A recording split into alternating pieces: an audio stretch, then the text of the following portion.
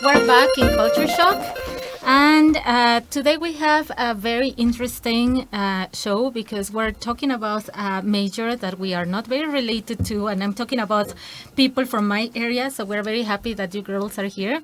So today we have Aime as a guest, Vic as always, me, Monica, and we have two special guests today. Exactly. Two, not one, not three, two. Yes, not three. And you are? My name is Aranza. And I am Isabella. And you girls study? Agronomics. Exactly. So In which semester are you?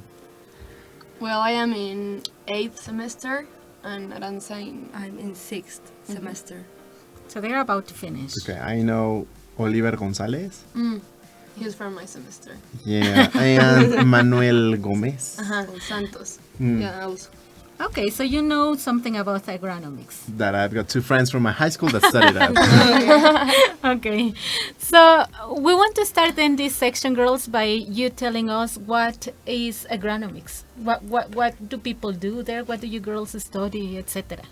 Well, our career is focused on like the primary production, like all the food and the vegetables, fruits, and all of that, and also the animal production. So we can actually we decide at the end of our career to focus on animals or in plants, but it's focused on the production specifically. And we have to know about like biology, morphology, physiology of these organisms, but in order to have a good production. Okay, so it's mainly the production then. Yeah. Okay. And A sustainable production. Okay. That's Why did you decide to study this career? Well, I decided to study this because I really like it. I think it's really important, this career, to everyone in the world because we all need food. Like we have to study that, and because of the challenges that are coming in the future, we have to know how to sustain everyone with food. Okay. well, in my case, well, I love nature, but I'm not like a really academic person, so I decided to study this because it's something like very applied, but also related with nature, and well, about also the challenges of the food security and all of that. How did you learn about this major? Like in general? Are you the first people who study that in your family? No. Well, in my case, my grandfather has like a ranch, but he is really old, so now he does not work. But I have always have been like in contact with animals and what Isabella was saying, like nature, and I really liked it. So I was studying another thing, and I said, no, it's not like what I want. I really want to study agronomics, so I came here. And what about you? Well, in my case, no one from my family studied this, but my father, like for hobby, has like a ranch, and I always get in touch with that, and that's why I decided to. Okay. But you also, I mean, at the beginning you wanted to study biology or something like that because you said you love nature. You like. Well, at the beginning, now I think that I can study also biology, but at the beginning, no, I was more focused on something applied, like for the industry or more like an engineering, so that's why I decided. And then when I started to know about the biology and of the plants and the animals and all of that, I like realized that I also could study that. Where would you like to work in the future? I don't know. I really like investigation, so I would really like to be like an investigator. But I also want to have like a farm or something like that. I'm not sure yet. Well, in my case, I like international enterprises, and I think that here in Mexico we have like a great potential in the field, and it's not like correctly exploited. So I think that will be like my area to exploit more the potential of Mexico and their products, like for example the chili or the avocados and all of that. Yeah, because Mexico produces a lot, no? Yeah. Lots of production, and I don't know what happens with this, like overproduction, because I know that sometimes they do have more, no, than what it's needed, but I don't know what happens. Well, I know that sometimes when there is overproduction, they just throw it away. Really? So it's an area of opportunity. That's probably something where you can Yeah. obviously contribute. Yeah. And is it really hard, your career? Not Because really. it's like an engineer, so I think it's... No, we just have the basic maths, and that's all. We don't have like a lot of difficult signatures. It's Okay. more based on biology and chemistry, and maths. No. Okay. And what about chemistry? Is it hard because of the formulas and the elements? No, it's really it's really basic. Well, I think that it's like a very focused career, so we have like specific like signatures only of our like field. And well, the thing is that you really have to like the career, because if you don't, it's nothing is like general. Well, only like the first 2 semesters, like chemistry and math and all of that, but the rest of it is like very, very specific. So, For example, for example, we have post-harvest. That's only from our career. Also, we have integrated pest management. Also, it's from our career. And then we have like fruit production and greenhouses production. And like Okay. very specific. Yeah. Yes, probably. Like, well, I don't think any other student here at UPAEP Yeah, would like probably. to study No. that. It So would how be many interesting. students does your major have? Because that doesn't seem like you have many classmates. are- I mean, we know about that. Yes, we are really few. We are like 130. Okay. In the entire major. in the entire, and we're We're like, 42 in the entire major, so Stop saying that. You just So don't say get that shy.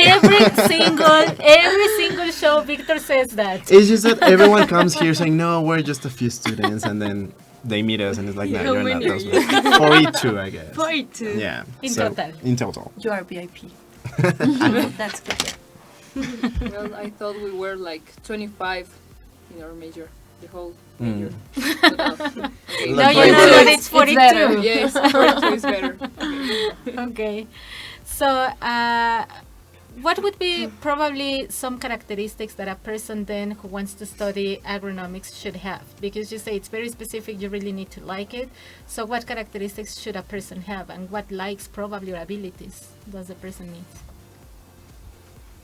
Well, I think that well, you have to like being outside, like outdoors activities and all of that, because we are always like involved with earth and sun, and all the practical works are outside. So that's like a characteristic you have to have. And also, well, to be like very observative, because for example in the pest management, it all the things seems like the same one, and you have to say, it's this kind of fungi or something like that. So you have to be like very, very a great observer. And what else? I don't know, Aranza. I think you have to be really conscious of what you're doing, because it's a really big responsibility, because you are able to provide the food to everyone, but you also have to be aware of the earth, what you're doing to the earth. So I think it's really, really, really important that you are conscious of what you're doing and what you are doing, how to do it. You really know how to. So you usually go to the field, Like Yeah. you actually go and start doing. I don't know what do you girls do? Like you start from planting and making harvest or growing the seeds or Oh, what everything. It's like the whole production chain. It's from the germination of the seed Mhm. and into the to the commercialization, and then the transformation is more like for well, it's like more industrial. It's not from our career. Okay, I've got a question because whenever a new major comes here, I always want to talk about memes and the stereotypes these majors have. For example, we, as language students, have our recording machines. So for your major, I always remember, and I remember in which Manuel came one day really excited about that and told me that he had to put on a glove and inspect a cow. So how often does that happen? Isn't it like a little bit gross because I wouldn't do it? That's why you don't. Yeah, that's one of the reasons I don't study that. Well, it depends. If you choose the line with animals, you do have to learn how to do that. But if you are going to learn about plants, you will never do that. Have you ever done that? Never. So you're more focused. Not yet. You have. Yeah, here in the well, Music? not here, but with the in a practic from the university. You're more focused on plants then. Well, in In my the case, major. yeah. Yeah, I think. In the They major are. in general. I like more animals. But for example, the subjects here, do they give you this option, like to specialize in animals? Yes, they do. But at Okay, the end of okay. the career, the last 2 or 3 semesters. That's very interesting. It's really interesting. And for how long has your major been here at UPAEP? Do you know that? I don't know. I think like about 30 years. Dang. Yeah, it's It's Okay, a that's lot. lot. I thought it was going to be like 15. Something like that. So it's one of the majors that actually started here Yeah. at with UPAEP, no? Then, well, Well, I don't not know. not Not really exactly on started, that. but- Yeah, exactly, but one of the first ones. Yeah. What do you think has been the most exciting thing that has happened to you applied to your major or here in your major or maybe in a practice? I have to think. I don't know. I don't know, something funny or something. well, I don't know if like the most exciting thing, but last semester we make like I don't know if you know it with la coche. Mm. I actually ate some of them because Yeah. your teacher Alma gave me. Today? No, No, that last time, semester, last. Okay. And we made like Quesadillas. all the process. We at the beginning we collected the like mushroom or like the fungi, and then we make like all the preparation, and we have to make a big protocol in the laboratory, and then we went to the field and we like inoculate that fungi, and we You waited. we wait for our harvest, and it was really good. It was really good. Yeah, I Yeah. tried it out. Yeah. So I think that one of like that is definitely one very interesting and very practical thing, no? That you can actually see something from the beginning and you know that you did it. Mm-hmm.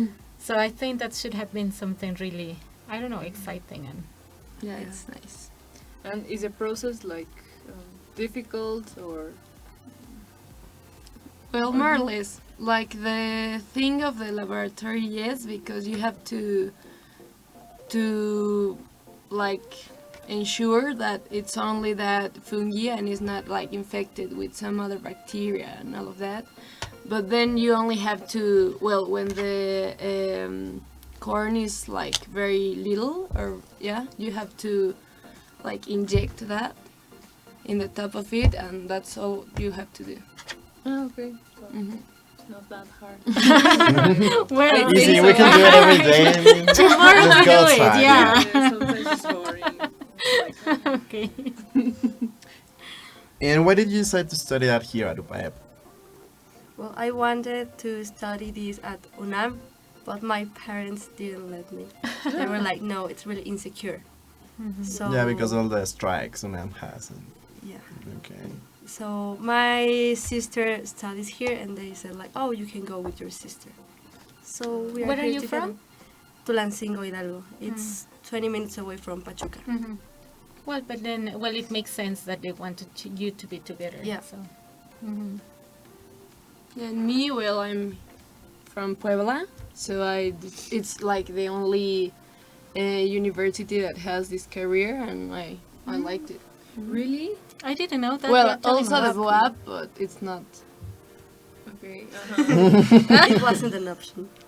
Yeah. It wasn't an option for you. Be diplomatic. Yeah, I know. Okay. And I think we are going to make do a break. To break. So we are back in a few minutes. So we're going to pause.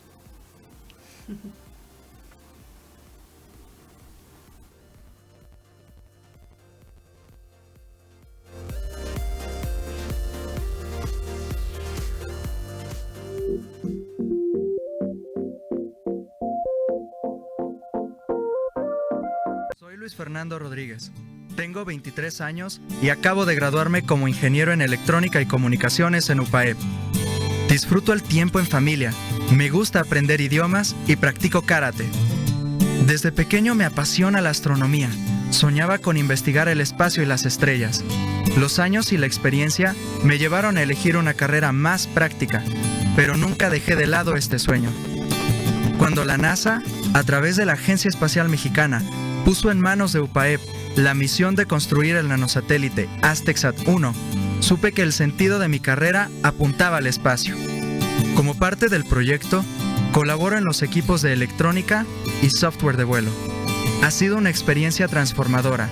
Es el proyecto de mi vida y UPAEP lo ha hecho posible. Con la guía de nuestros profesores, hemos superado minuciosas revisiones por parte de la NASA. El lanzamiento programado para octubre será un gran logro para la comunidad universitaria y para México. Esta experiencia me ha enseñado a trabajar en equipo y a ser un líder que predica con el ejemplo. En UPAEP aprendí a darle sentido a mi carrera y esto ha sido decisivo para alcanzar mis sueños. Para mí, ser UPAEP es dejar el alma en cada proyecto. Todo esto soy yo. Soy Luis Fernando y soy UPAEP.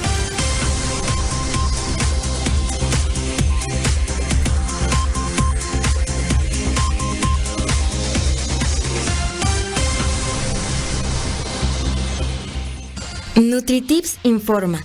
¿Sabías que la cena es una comida importante que no debes saltar? Es cierto que por ser la última comida del día, debe ser en cantidades moderadas y sin alimentos pesados, grasosos o condimentados. Sin embargo, esta comida te permite irte a acostar bien alimentado y que durante el sueño se utilicen los nutrimentos que te servirán para despertar con energía. Puedes cenar un alimento de cada grupo alimenticio, como por ejemplo un sándwich y un vaso de leche, o bien unas sincronizadas y un yogurt. Solo recuerda que debe ser en pequeñas cantidades y procura no acostarte inmediatamente después de cenar para permitir a la digestión que haga bien su trabajo. Recuerda, no hay mejor inversión que una buena alimentación.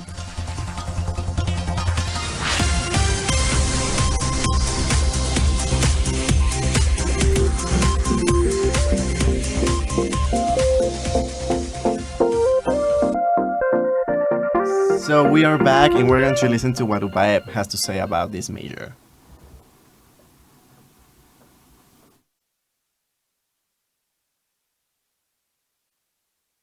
Amigos, bienvenidos una vez más al Vox Populi de Culture Shock. Acompáñenos a ver qué dice la comunidad universitaria acerca de la carrera de odontología. Chabeli, ¿consideras que las carreras de ciencias de la salud necesitan saber un idioma extranjero? Sí, yo creo que ya es indispensable para... Ven, abre tu mente, libera tus sentidos. Eres parte de la realidad, transfórmala con sentido humano. Haz que suceda, asume el reto, porque el mañana es hoy. Vívelo, sé lo que imaginas, haciendo girar el mundo. Ven, transforma tu vida. Soy UPAEP. Amigos, bienvenidos una vez más al Vox Populi de Culture Shock. Vamos a ver qué opina la comunidad universitaria acerca de la carrera de agronomía. Acompáñenos. Hola Michelle, ¿qué crees que hace un agrónomo? Para mí un agrónomo es el que estudia la tierra. ¿En qué campos laborales crees que se pueda desenvolver? Pues en campos de cultivo, estudios sobre alimentos y ese tipo de cosas. Ok, muchas gracias. Enrique, ¿por qué consideras que nace la inquietud de estudiar agronomía o hacer un estudio en agronomía? Yo creo que se debe al interés de los estudiantes o bueno, del interesado de mejorar aquellas cuestiones que tienen que ver con el cultivo y obviamente de hacer más factible y menos dañino al medio ambiente el trato de la tierra. ¿Consideras que aquí en Puebla es una carrera demandada? Sí, conozco varias personas que ya están inscritas en ese tipo de carreras y que siguen interesados en estudiar. Y bueno, desde luego que no solo en Puebla, o sea, también en muchas partes del país. Eso es todo, gracias. Fernando, ¿qué crees que hace un agrónomo?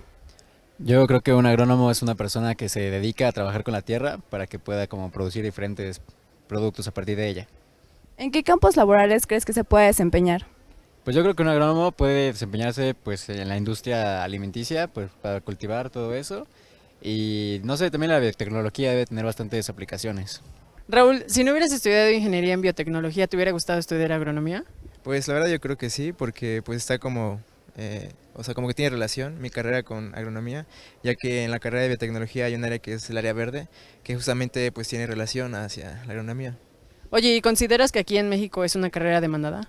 Pues yo creo que sí, porque pues como sabemos en México el sector agropecuario pues es muy grande, entonces yo creo que sí es muy demandada. Mencionaste que llevabas algunas materias de agronomía o en base a esto. ¿Me podrías decir algunos ejemplos de qué materias llevas? Sí, por ejemplo, ahorita actualmente estoy llevando una materia que se llama fisiología vegetal, que justamente pues estudiamos todo lo relacionado como a las plantas o el sector pues que es como toda su fisionomía y todo eso.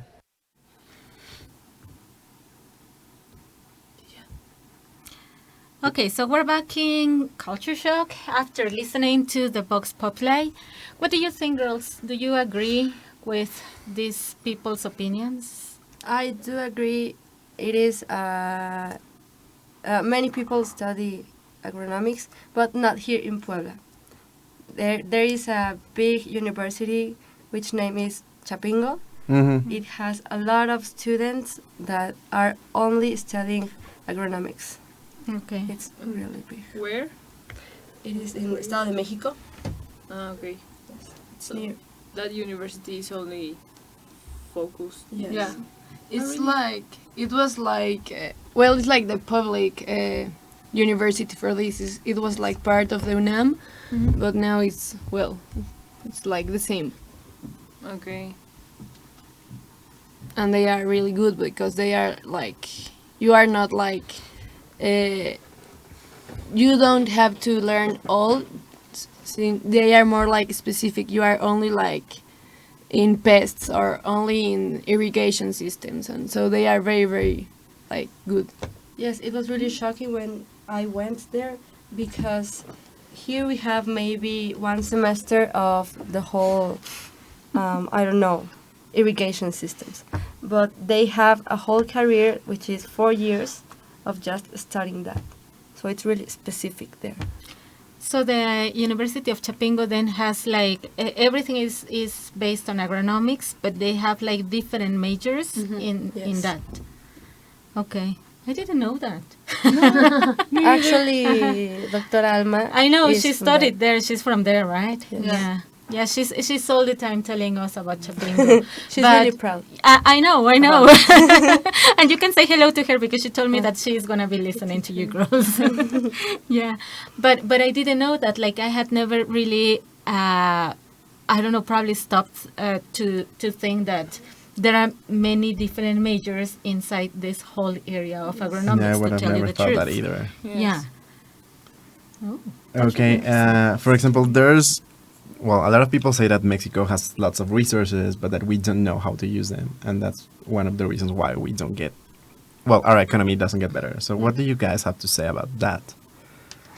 Do you think it's true that we have lots of resources, but don't know how to use them? Well, I think that we can't like generalize that we don't know how to use them, but I think that we can use them better. And also I think that in our area there are like many cultural problems or situations that maybe that's like part of the facts that are not like making this so productive. So I think that, yeah, can be true. What do you mean by cultural problems? Well, I think that it's like they have like many traditions and they don't want to change them. So it's like this is the way that my grandparents produce the corn. So and that's like the thing and the fact, and they don't want to change it. So that's like a little bit difficult because it's a cultural fact. It's not like a technical, and they, well, many of the times they don't have like the studies or preparations to know it, but it's like a familiar tradition. So it's about tradition. Yeah. It's based on traditions and. So you would say that most of the production in Mexico is thanks to those particular productions, like family productions or family farms and family fields? I think it is. Like in Mexico, we have a lot of little producers. They don't have more than 5 hectares or something like that. They are really little. And I think the agronomy production here in Mexico is based on them. I didn't know that either. That's pretty interesting. Yeah, there obviously there are like really big enterprises that have a lot of surface and everything, but mostly it's little producers. Yeah, because I'm thinking, for example, when you go to the market or when you go even to the supermarket, like in the products area, like in the produce with all the vegetables and everything, they don't usually have a brand. No. So they come from those producers. Yes. Yeah, that's true.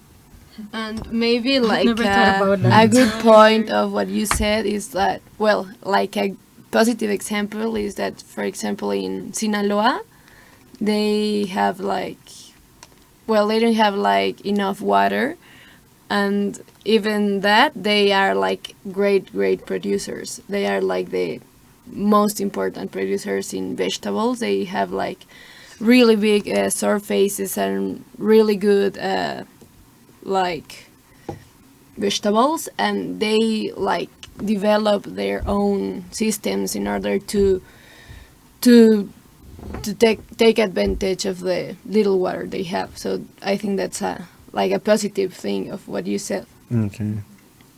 And those systems, are they like very old systems, or do they already have technology? Like there in the Vox Populi, they were talking about technology as part of what you do. Would you say that, yeah, people use technology, or that's one of those sections where people are just saying, no, I don't want to use it because I want to continue doing things in my way? I think there is not enough use of technology. There is technology. You can search in Google like anything you want, and there will be a machine for that in agronomics. But they are really expensive. That's one thing. And most people don't know how to use it. And you also have to take into account how much money you have and your surface, like the topography of it, like if it rains or not. You have to take into account a lot of things. So I think here in Mexico we do use technology, but also we little producers, as I said, they don't use a lot of technology because they don't have access to it, or they don't know how to use it. And for example, in those producers, the ones you said in Sinaloa, how do they do that? Like, how do they manage to have all that big production without the water? Well, they have good like irrigation systems, and they have technology, but also they also have like many workers. So that's okay. For example, like the harvest and all of that, they are machines, like as Aranza said, but we still use like workers. They rely on people then. And in the post-harvest process, we do have good technology here.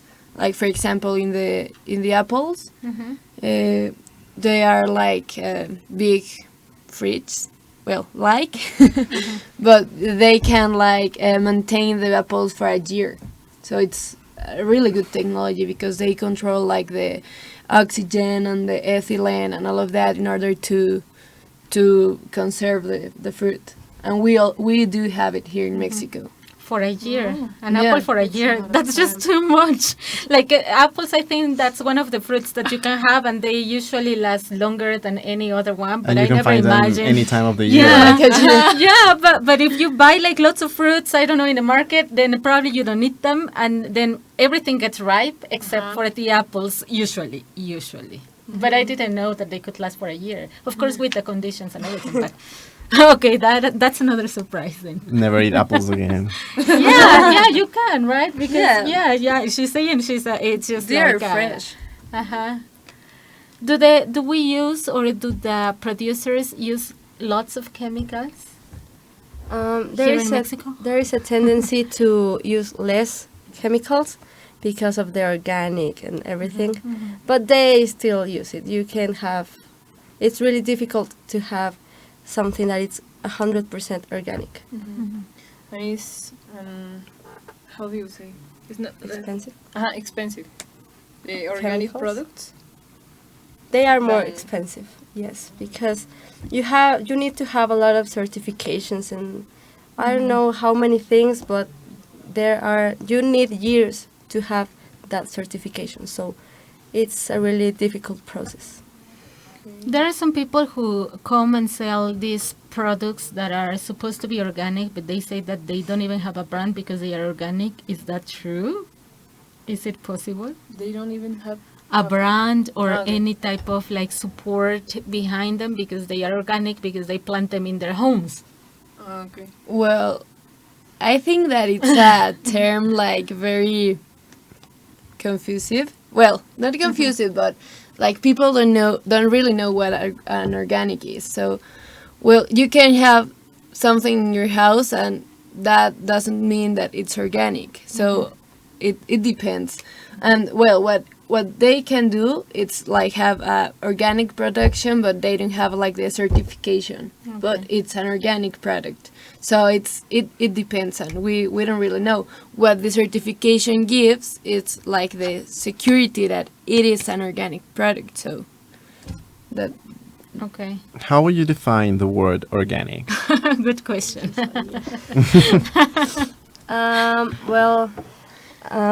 Once I heard that for something to be organic, it has to be, the soil has to be free for about 2 or 3 years of any chemical, so that it can be like an organic soil. And you have to you don't have to use like chemicals there. I don't know what Okay. else. Yeah, and well, in order to control like the pests and all of that, there are like a system or a technique that it's called biological control. So it's based on like predators from the bugs, and also like bacteria and all of that, but they are like all natural, and they are like part of the ecosystem. So that's also like the point of the organics. And what else? Well, also the nutrients for the products, they have to be like, for example, in a from the Compost. From the compost and that kind of things. Okay. I also think it's really important that for a system to produce well, you have to prevent everything that can happen.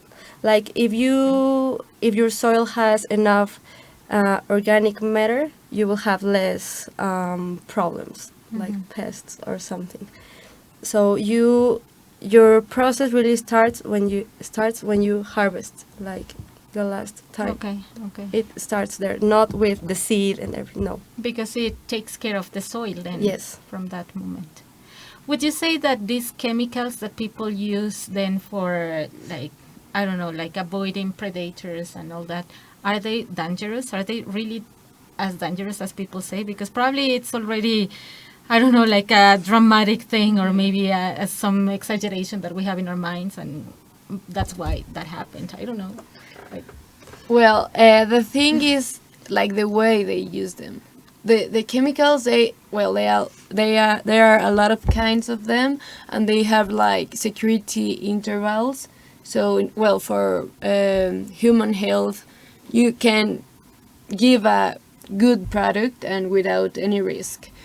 And also, the thing is that depending on the chemicals are like the ambiental impact. So that's like the critic part, because all the chemicals have an impact, but they are like levels. So it depends in how you use them. And also, here in Mexico we don't have like a control of that. It's supposed to have to exist, but they don't really work as it has to be. So that's like the problem, because sometimes the producers like make applications of a really like toxic or something chemical, because they have to save like their production, but that's not good for the environment and also for the human health. So I think that the real problem is like we don't have a control of them, not the chemicals. Because then if the chemical would be used correctly, there would be no problem. Yeah. But if they use it in more quantities, then it's when they can affect our health or the environment then. Yeah. Okay, thanks. I didn't know that. Yeah, I didn't know that either, because I was thinking, I always thought that organic was organic because we didn't want to eat that, because then probably by eating the other products, we would damage our health. But to be honest with you, I never thought about the environment. Yeah, it's just that you go to the supermarket, you buy some I'm a really apples, bad person. and you don't think about anything else. It's like, yeah. Actually, the agriculture is like the human activity that more water needs, and also the animal production is like the most polluted activity. Whoa. do you think that agriculture is underpaid here in Mexico? Yeah, I do think that. You can see that very clearly in the fields. There is no people. People don't want to work like in the country anymore, because they earn more money in the city. So that's why the machines are taking place, because you need someone to do the work that those people don't want to do. So it is really underpaid here in Mexico, agronomy. Unless you have a big extension. Okay. Well, and you are the owner of that extension, Yeah. because if you're the worker and you're the Yes. harvester, it's going to be the You same. won't have enough money. I'm just thinking, like, now that you're saying again machines, like when you're traveling on the highway or something, like sometimes you see these big fields with something. I don't know what they are planting, but you can see like these machines, like these big things with tubes and water and I don't know. Irrigation systems. That's an irrigation system. Yeah. then. Yes. Okay. Because sometimes you can actually see people pushing or pulling those things, no? Those are the most common things that people use, or not really? There are a lot of things they can use. They can have irrigation systems, or they can wait for rain to come.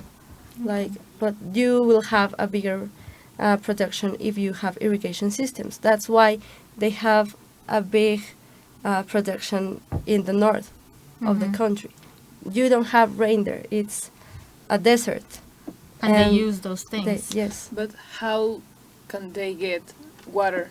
Because they don't have. So Where does the water come from? Yes. Wheels. They make wheels. Okay. Really deep wheels, like 400 meters, something like that. Really? Yes. A teacher told us that here in Atlixco, they used to make like a hole of 1 or 2 meters, and that was enough.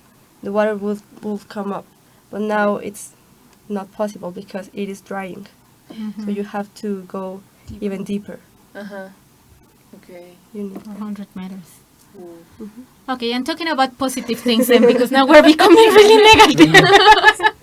What would you say say it's Mexico's best production? Like, what would you recommend, like, for a person who comes to Mexico to eat, that you would say this is one of the best products that Mexico produces? Well, I think, well, of course the avocados because they are like native from here, but also I think that we have like a, well, like a luxury that we don't realize is like the tropical fruits such as the bananas and the pineapple and the mangoes and all of that things. They are like very, very exotic for the whole world, and for us is like a normal thing. And they are, well, I love them. For me they are delicious, so I think that the tropical fruits and, well, the native fruits also. Yeah, because sometimes I teach Spanish for foreigners, and sometimes I see them with these like faces of, "Whoa, this is just so amazing!" And they just have a banana, or they have like this fruit. I forgot the name of the fruit, the one that is red outside, and then inside it's like gray with little seed. And they are looking at it, and for example, the other day they were also with egos. And they were just looking at them like, wow, we never get this in there, and what is like, I don't even know if it is gonna taste the same, etc. And you look at their faces and they are actually excited, and you're just like, it's just a banana. Just calm down. I think that's really amazing. In Mexico we have a lot of environments. You have like when there is no rain, like in the north, but in the south you have like Tabasco and it's always raining, and you have mangoes and you have bananas and you have everything you want in Mexico. So it's a really amazing country. I think it has more potential, but we need to know how to exploit it well. And also another thing, I think we are like very, well, I don't know, like fortunate to have is like the variety of flowers here. We have like a lot of colors and a lot of species, and also they are like part of our culture in our traditions, like the cempasúchil flower or the, well, the the poinsettia is it's native from Mexico. So yeah, also the gladiola, and well, we have a lot, and I think that makes our country like very, very colorful. Yes. And here in Mexico, we don't really realize that because we're used to that. Yeah, we're used to that. Yes. Also in the medical, in medicine, you have a lot of medicines that are extracted from flowers or native plants here in Mexico. Like ancestors. Our ancestors used to use that. That's the feeling of an English teacher when a student asks a question out of nowhere and you don't know what the person is thinking, and you're like, just give me a minute and let me understand what's going on. The word goes away. Yeah. Yes. We are really fortunate to have that. And for example, my grandma, she tells me like, I have a stomachache. Oh, take this tea with, I don't know, chamomile or something like that. Like, I don't know the benefits of it, but I do take it because I know it makes me well. Like, we also need to investigate more in that area. Like, the plants are amazing. Yeah, like natural medicine and teas and all that. Like sometimes I think about that and I say, well, those our ancestors, like those people lived a lot of years many times, and they actually had good health. I'm generalizing, of course, but and they didn't have medicine, so it's obviously they did know something. Yeah, of course, like dangerous diseases and that, it's a different thing, but. Vic, you're super quiet today. Something is going on with you. Like always. I think we should go to the third part because... Yeah, because I think that we're so inspired. We're so inspired talking about agronomics. And you know, the thing is that usually they just cut the section and then we just come back with the other section, but I think that's not going to happen, right? I don't think it's going to happen because of the hours, so we're only 5 minutes away. So, Vic... okay, so now we want you to talk about yourselves and your hobbies and interests. So, do you have any special hobby you want to share? Well, yes. I have, well, I used to dance flamenco. Okay. And I danced like for 10 years or 11, something like that. And now I continue with that, but not like in the same way. And also I love sports and, as I said, like outdoor activities. And now I practice triathlon. Okay. I also love it. You see, now you have competition. So many things to do. Not gonna happen. Where did you learn flamenco? Where? Or Where? how did you learn it? Well, I started here. There is like a club called Spain Club or something like that. And well, there I started. And then, well, since I was a little girl. And then I went to a school only for flamenco. And then I was like 5 months in Spain studying flamenco. And Oh, so you went to Spain just to study flamenco? yes. Oh, that's super cool. Yeah, it was very That's a cool. nice story. Yeah, it was nice. And I also wanted to study like dance, but then I turned to agronomics. Because you want to dance to the plants. Yeah. I was gonna say, by studying in that, probably you have the chance to do it later. Yeah. Yeah. Okay, I've got a question about both things, like a hobby and agronomy. This thing about plants growing bigger and stronger if you play music and stuff like that, is that true?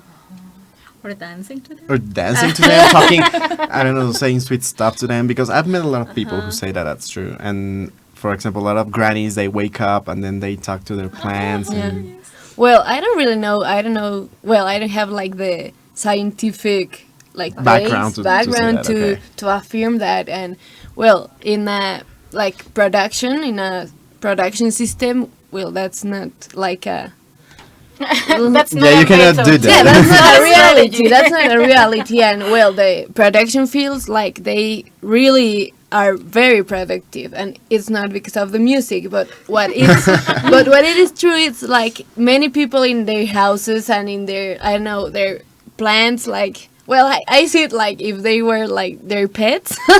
yeah. They said that, and I think it's true, but not like in a productive way. So more like in a hobby or something like that. Like a homemade. Yeah, like homemade. Okay. Grandma. Well, I heard that some reason behind that is that because you are talking to them, like you are like taking out some of your breathing and etc. So those chemicals that we have inside, or I don't really know exactly what, is what actually helps or makes the plants grow. It's not really the talking, but Like it's the The good It's- vibration. yeah, and I don't know Yeah, what can- comes can outside, be, like the yes. dioxide, like carbon dioxide. It's what helps them. That's what I read Yes. once, but I don't know if it was true, or I don't even remember where I read it. Probably it was just a magazine or something. I don't know. Or in your Might be. dreams. I don't think, because I know I was reading. Okay. Okay, what about you, Aranza? Do you have a hobby or something or yeah, I that you do have outside? 2 hobbies. Well, I like climbing, and I have 4 dogs. But here in Puebla, I have 1 dog. His name is Zlatan, and he's the love of my life. So I take a walk with him every day. What breed is him? Golden Retriever. So it's a big dog. Yes, he is the most amazing dog you could ever. This is Samuel, my Okay. other dog. The other dog. The other dog. He is adopted. Okay. Yeah. So climbing. Yeah. Do you usually go climbing? Do you have the time now? Yeah, I do have now. I started climbing like 2 years ago. I used to do it when I was little, but I went once to Granja Las Americas and I fell, so I got like traumatized, and I got back to it like 2 years ago, and I really like it. And do you climb every weekend or 2 days? I try to go at least once a week and the weekend. Okay. And where exactly? To Rocódromo Fusión, or to just like hiking or something like that. It's not climbing, but in the mountains. And do you go with your family, friends? With my boyfriend and sometimes with my dog. Zlatan. I was gonna tell you that all those hobbies, they actually like fusion well with also your major. Like, Yes. you have the plants and the nature and the animals and everything. So definitely that's your lifestyle. Yes, it That's is. nice. Okay, do you guys have any other question? Okay, I had one about climbing. Have you ever climbed a mountain, but not like hiking, which you can walk, like climbing, no. climbing? No, I have to prepare for that. Yeah, because it's not. I have seen like documentaries, and it's like, wow. I think someday I will do it, but not now. I think it's I'm really not prepared. difficult and dangerous. Yes, Also it is dangerous. dangerous. Yes. But you have to be really aware of what you're doing. Well, yeah. You have to be really concentrated Uh-huh. all the time. It's cool. That's definitely like this mentality also, no? I think that's what also helps you prepare for that. I think that's really hard, and like if you are really going to climb, like I don't really even think that big mountains or like things, but something that really will challenge your body, then that's something that you have to like mentalize, no? Like you have to be super prepared for that, because like you will probably suffer a little or a lot, but you have to know how to overcome from that, and I think that's one of the beauties of those sports, that they actually combine the strength of your body with the strength of your mind. Yeah. Well, actually, there's a quote like in the triathlon that they said that in a competition, like 80% is like mental and 20% is physical, and in the training, the other way. So it's like 80% physical and 20% mental. And it makes sense. Like sometimes when you see the, I don't know, I don't remember when I saw it. It was in the Olympic Games or something, but I saw this guy who was running, and he was running and running and running and running, and then he just crossed the line and he fell. Like he fainted. And I think that's an image that will forever be in my mind, because I was like, how did he do it? Like he was just using his mind. Like he only knew he had to cross the line, and that's it. Yes. So that day I was, and I am still impacted, as you can see. So it's just like, how you can actually say, yeah, it's your mind. I think you can, you in training, you learn how to push yourself enough in order to do what you want. Like your body, it gives up before your mind does it. So, so yeah, you have to train your mind in order to accomplish something big. Like in climbing, you have to pull yourself up with your fingers, and that's all you have. Maybe your toes, but that's everything. Like in triathlon, it's also really, I don't know how they do it. Like in Ironman or something like that, how someone chooses to put their body into suffering like that. It's beautiful. It really is honestly, beautiful. it's beautiful, because sometimes you just say, well, no, I don't want to do it. Like, why? No? But then there are those people who do it and do it really well. Yeah, my mother always said to me, I can't understand why you do this only for fun. Exactly. Yeah, why do you suffer for fun? Yeah. What's the point? My mom would tell me something like, when I did this sport a long time ago, like, why do you punish yourself like that? And I was like, I'm not punishing myself. No pain, no gain, right? Exactly. So, yeah. The quote. But of course, I never became as good as any other person. Not like it was not part of my thing, but yeah, it's just admirable. Yeah. I think. Well, yeah. Yeah, thank you so much for coming. Thanks for And inviting us. Yeah, we hope you enjoyed the show. Yeah, it was I a know pleasure. that something happened in the second part, but we really appreciate you coming. And and I think I'm speaking for the three of us that we learned a lot about agronomics today. For me, it was just like, I don't know, digging a hole and then putting some seeds, and then that was it. For me, at least. just be careful, because somebody will say something as rude as you just said about your profession, and you will I'm have used to to endure it. that. I'm really used to that. So Yeah, but it's one of those majors that we really don't know. Like, we don't know. But we all benefit from that. Yeah, that's True. Okay, Jaime, some last comment before closure?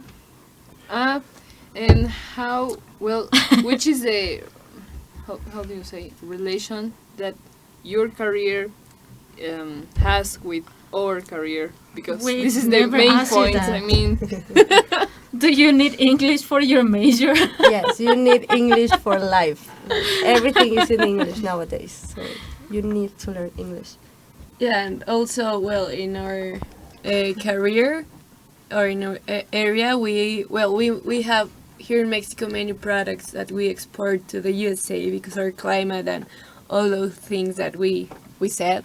So it's very important to know English because you are going to have like American customers, and you have to commercialize your products in the States, United States.